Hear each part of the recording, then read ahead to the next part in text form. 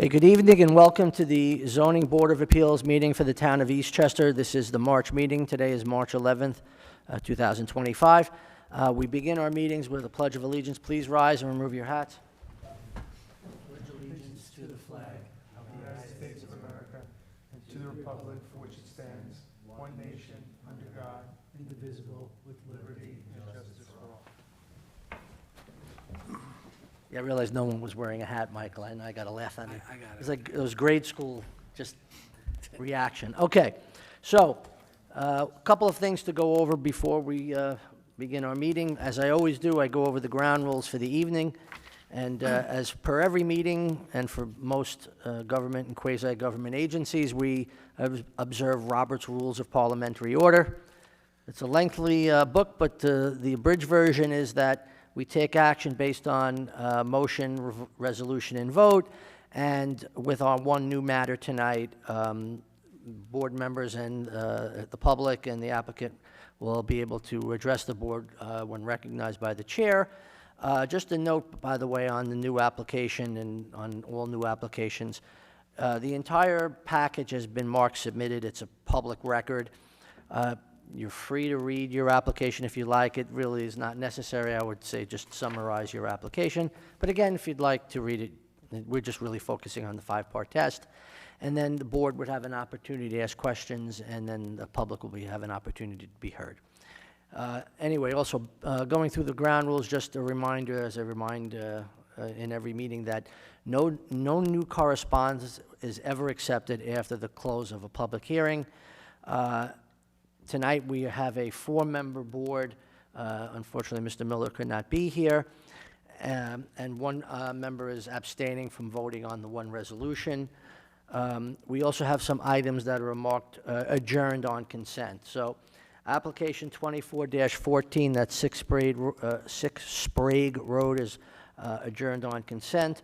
Application 23-30, that's 249 Main Street, and it's also 27 New Street. That's also adjourned on consent.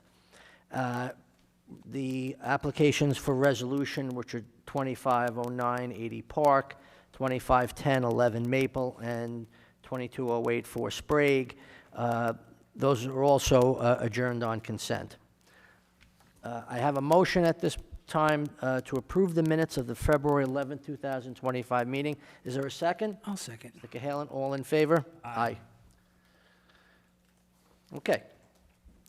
For the one item on the resolution calendar, I make a motion to adopt a resolution granting the requested variance as submitted for application 2508, that's 101 Ridge Street. Is there a second? I'll second. Mr. Cahalan, to the vote. Mr. Cahalan? Yes. Mr. Conway? Yes. Mr. Weber? I will abstain. I was not at the last meeting. Okay, and I vote yes, that application's been approved 3-0. Okay, so the one item on the calendar for new business, I didn't take a roll call, but I'm assuming you're here for this new item. This is 25-1620 Arlington Road. If you can come forward, give your name, address for the record, and then proceed with your presentation.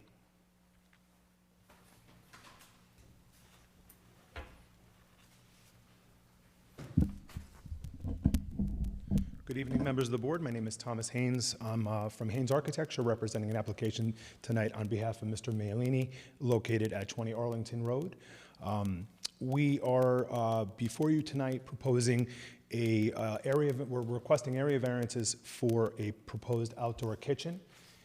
So we have been before you a few months ago, as you might remember, where we were requesting variances. Again, there were area variances for an in-ground pool and adjacent patio.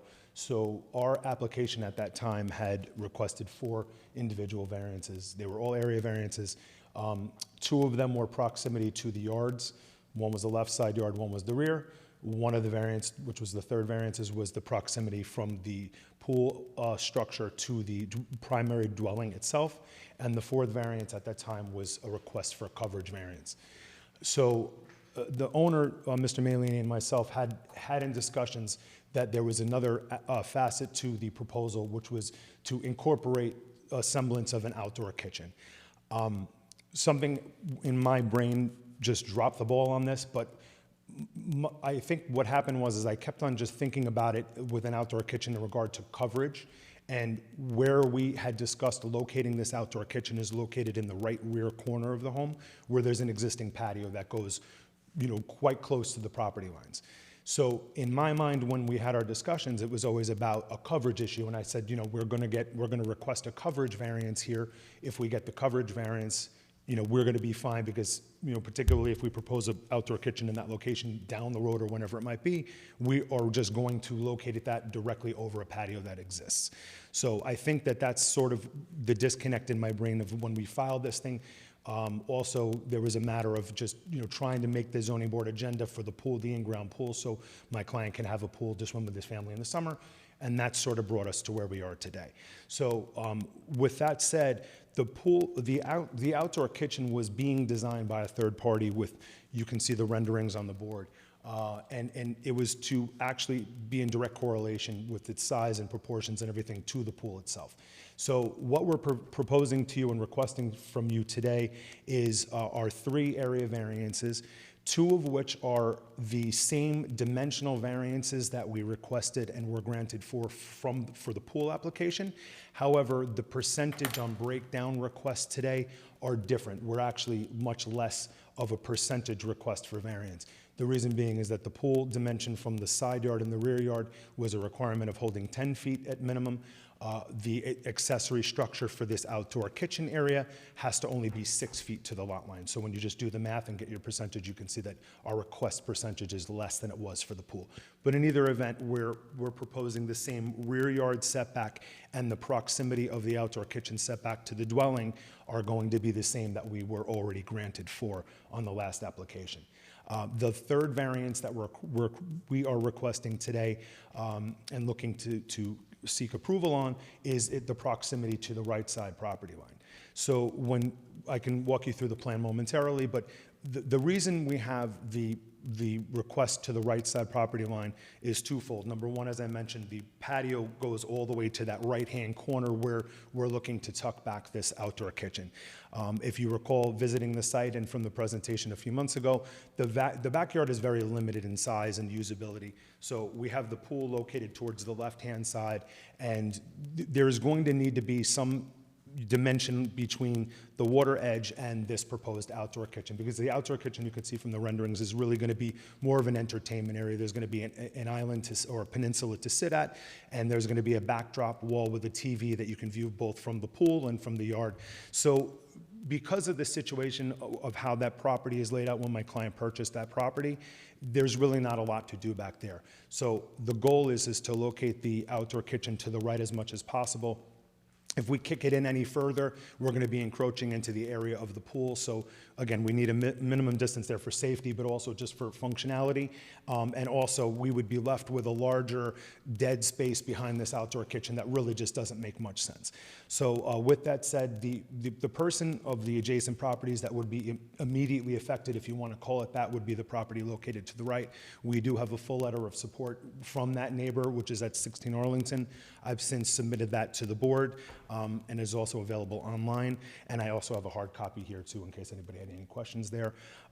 Other than that, I can walk you through the plans if you think it's necessary, and just show you the sort of the configuration of that outdoor kitchen if you like. Otherwise, I'm happy to answer any questions. Okay, well, for me, it's not necessary, but let me take the board. Do you want to have the applicant go through the plans? No. Conway?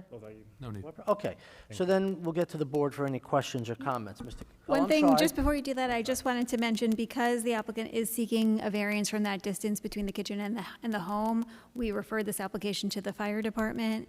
It was reviewed, and they do not have any comments or concerns about the proposal. Thank you.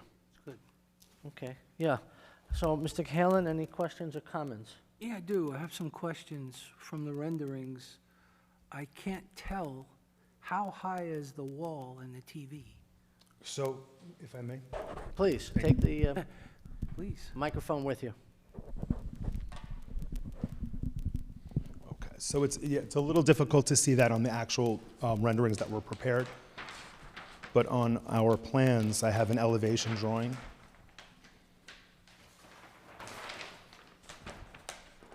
Oops, hold on. So currently, from the top coping of that stone wall, yeah, that's fine. We have 8 foot 9 inches in height located to the top of the wall. There's an existing 6 foot high vinyl fence there located now. The reason of that height was dictated by visibility from in the pool, the patio area, and also while sitting along that counter looking at the TV. Normally you want the TV a little bit elevated to have space beneath it for shelving or to just put something on the counter that you're not obscuring the TV. Also, I did discuss this before we made this presentation with Carlo in the building department, and he said that there's no issue with that wall as a standalone feature. It's not really an accessory structure. Even if it was part of a real accessory structure, such as an outdoor, a detached garage or something like that, we're not anywhere near a height restriction on that. Well, Yeah, it is an accessory structure. It's just that accessory structures can be up to 12 feet in height, so it doesn't violate sorry, the accessory that's structure correct. height limitation. I'm sorry, that's correct. So Thank we you, were Counselor. permitted up to 12 feet in height, like if you had a detached garage or something along And those that's lines. great, but what bothers me is you've got a variance, you're allowed 6 feet on the back fence Correct. to protect your neighbor. And now you're going to build 2 feet above that just because you want to enjoy a TV in the pool? Correct. It would be the same as a detached I understand garage. it's like going to be a resort, that's the goal. Yeah, correct. But we have this problem, we have to think about the town-wide problem. Mm-hmm. People coming in and asking for this all over the place. I mean, it's a lovely project, for sure. It's just that I don't see, I'm not comfortable with an 8-foot wall in the backyard that exceeds the height of the fence, simply because of the TV. Understood. If I may, recently, I want to say within the year, I believe that the board had approved detached accessory garages that were 2 feet within the property line that would have, midpoint of the roof elevation is 15 feet. So a structure, you'd be looking at the side or 2 sides of a detached garage. This is a freestanding stone wall. My client is choosing to actually stone veneer the entire wall, not just his side. The neighbor fully supports this. We have a letter stating so. So in my opinion, it wouldn't be an issue. Well, I mean, that's great, but in my opinion, it is an issue for Understood. us. I mean, and also, these variances are pretty large, 61%, 49%. And I understand, you're trying to make this your everything home, I get that, but you've put the setbacks so far back, you're really, in my opinion, your neighbors are being affected, whether they agree with it or not. You're right on your property line, so, I don't think the town-wide problem is we should be allowing people to back that close up to their property lines, and I think something like this is gonna be lit at night, it's gonna be seen. I just think it's too tall, really, and I think that's my issue with it. I just don't see why you need something bigger than the fence, regardless of accessory structure or not. We've had this issue time and time again. Most accessory structures are not that close to the property line. So to your point, as you pull it out and the height goes, it's a whole different look. This is right there. So just logistically, if you have a 6 foot high backdrop wall to this and you put a TV on that, it wouldn't really even fit because of the counter. So you do need the height to that. It's not, we didn't I'm not arbitrarily make that up. disputing the math or anything like that. I'm just saying that from a variance standpoint, putting a wall that size in the backyard is something personally that I don't see how we could grant this variance. To me, it changes the neighborhood. It doesn't really satisfy, in my opinion, parts of the test. It's not just a simple 2 feet, in my opinion. I look at the town and where could this go on the next application. I always look down the road, and that's my personal issue. So I don't know how the other guys feel about it, but I'm being honest with you. I think it's a gorgeous project. I wish I had it at my house, really. But, from a zoning standpoint, I think it's really a big ask that I'm not really comfortable with. okay, thank you, Mr. Cahalan. Mr. Conway? No questions, but I'll just say, I always find it helpful when neighbors submit letters in support of projects, neighbors that are most affected by the proposed variances, so, anyway, so thank you for including that with this application. Mr. Weber? No, no questions. Mine were answered with the fire department question, and you answered about the stone on the backside of the wall looking the same, because that would not have looked good otherwise. Of course. Yeah, and, you know, we'll hear from, well, we have to open to the public even though there's no one here.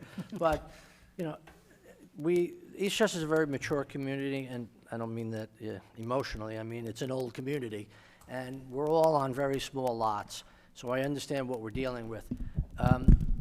Part of it makes perfectly good sense to me, but something that Mr. Cahalan mentioned also is a concern, and that is the precedential value of a television 2 feet from a lot line, because it's not a static entity. It's emitting noise, and it's also got light. And so that could be in all hours of the day and night thing. So that's something that we have to wrestle with, but I'm obligated as chair to make a motion to open this matter to the public for a hearing. Is there a second? I'll Mr. second. Cahalan, all in favor? Aye. Okay. Seeing nobody, I'll make a motion to close the public hearing on this matter. Is there a second? I'll second Mr. that, Cahalan, too. All in favor? Aye. Okay, if you would want to comment on the things we've commented on, you can, and then the board, if they have anything else, can do so. Again, I just wanted to just reiterate again about precedent example that has been much closer to the line than we've proposed. Again, the height, just for the usability of what the intent is of that wall, it really can't really be lower than what we proposed. You know, it's not our intent to just arbitrarily, you know, if we can go up 12 feet, we're not going to propose a 12-foot high wall. We're proposing course. it's 8 foot and change. Again, the neighbor fully supports it. I don't think it's going to be an eyesore. I think it's going to be attractive. You know, again, moving that entire setup closer to the pool then is going to create an issue with the setback from the pool to the actual structure, the edge of the countertop, which is a safety concern and also just a usability functional thing.